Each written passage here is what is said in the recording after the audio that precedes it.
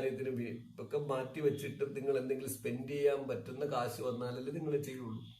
അത് വരാതിരിക്കുമ്പോൾ നിങ്ങൾ എന്ത് ചെയ്യും? എല്ലാവരും ടൈറ്റ് ചെയ്യും. അപ്പോൾ ഓപ്പൺ മാർക്കറ്റിൽ തൊഴിലില്ലാതാവണ ആർക്കാണ്?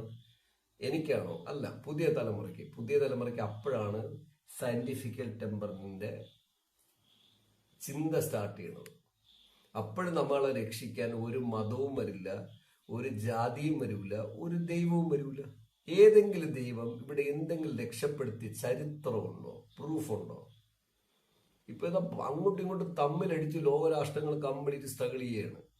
പെട്രോളിയം ഉൽപ്പന്നം കുതിക്കുന്നു, ഗ്യാസ് കുതിക്കുന്നു. നിങ്ങൾ ആലോചിച്ച് നോക്കിയാൽ 2014 മുമ്പ്, 2012 മുമ്പ് നമ്മുടെ നാട്ടിലെ ദോശയുടെ രൂപ എത്രയായിരുന്നു? 3 രൂപയ്ക്ക് ദോശ കിട്ടും, 5 രൂപയ്ക്ക് വട കിട്ടും, 5 രൂപയ്ക്ക് ചായ കിട്ടും. ഇങ്ങനെ നമ്മളൊരു 10 രൂപ 15 രൂപ കടയിൽ കൊണ്ടുപോയാൽ നല്ലപോലെ ഭക്ഷണം കഴിച്ച് തിരിച്ചു വരായിരുന്നു.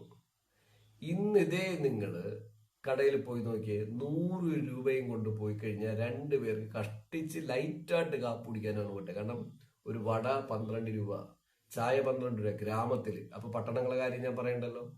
ദോശ 8 രൂപ, ചിലയിടത്ത് 10 രൂപ. എന്റെ വീട്ടിന്റെ തൊട്ടടുത്ത് തന്നെ ഒരു കടയിൽ 8 രൂപ, ഒരു കടത്ത് 10 രൂപ ദോശ. അപ്പം 10 രൂപ, ഇടിയപ്പം 10 രൂപ. ഇതൊക്കെ 10 വർഷം മുമ്പേ 4 രൂപയോ 5 രൂപയായിരുന്നു ഓർമ്മിക്കണം. അപ്പോൾ ഒരു 10 വർഷം കഴിഞ്ഞാൽ അതിന്റെ ഒരു 20% ഇൻക്രീസ് വരാം. വിലക്കയറ്റം ഉണ്ടാവൂല. 20% എന്നുള്ളത് നിങ്ങൾ നോക്കി, 5 രൂപയുടെ സ്ഥാനത്ത് 6 രൂപയാവാം. 6 രൂപയുടെ സ്ഥാനത്ത് ഇപ്പൊ 12 രൂപ കൊടുക്കേണ്ടി വരും നമ്മള്.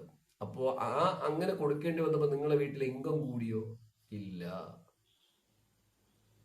വരുന്ന ഇൻകം തന്നെ സ്പെൻഡ് ചെയ്യേണ്ടിയുണ്ട്. ഇത്തരം രീതിയിൽ രാജ്യം പോകുമ്പോൾ തൊഴിലില്ലാതെ വരുമ്പോൾ സയന്റിഫിക് ടെമ്പറിനെ കുറിച്ച് ചിന്തിക്കും.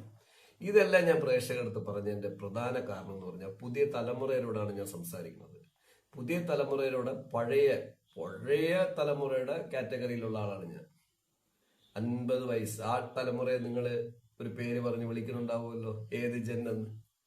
ആ ജൻ കാറ്റഗറിയിലുള്ള ഞാൻ 35 വർഷമായിട്ട് സംസാരിച്ചുകൊണ്ടിരിക്കുകയാണ്. ഇപ്പൊ അതിന് മാറ്റം വന്നിട്ടുണ്ട്. അതിന്റെ ഒരു പ്രതിഫലനമൊക്കെ കണ്ടു തുടങ്ങിയിട്ടുണ്ട്. അതാണ് ഞാൻ പറഞ്ഞത്, നിങ്ങളെ ഒരു ക്രിട്ടിക്കൽ ഫിനാൻഷ്യൽ ക്രൈസിസ് വരുമ്പോൾ, രാജ്യം പിന്നിലോട്ട് പോകുമ്പോൾ, നിങ്ങളുടെ വീട്ടിലെ പ്രോബ്ലംസ് വരുമ്പോൾ, നിങ്ങൾക്ക് ഭക്ഷണമില്ലാതാകുമ്പോൾ, ഇത്തരം ഒരു കാര്യത്തിലും ഒരു ഗോഡും നിങ്ങളെ രക്ഷിക്കാൻ വരില്ല. അവിടെ സയന്റിഫിക്കൽ ടെമ്പർ മാത്രമാണ് നിങ്ങളുടെ ജീവിതത്തിന് വഴിത്തിരിവ് വരുന്നത്. കാരണം പ്ലാൻ ചെയ്ത് നമ്മുടെ ഭാവി കണ്ട് നമ്മുടെ നാടിനെ നയിക്കുന്നവർക്ക് മാത്രമേ അത് ചിന്തിക്കാൻ പറ്റൂ. അത്തരം ആൾക്കാരെ ജനങ്ങൾക്ക് ഇഷ്ടമേ അല്ല.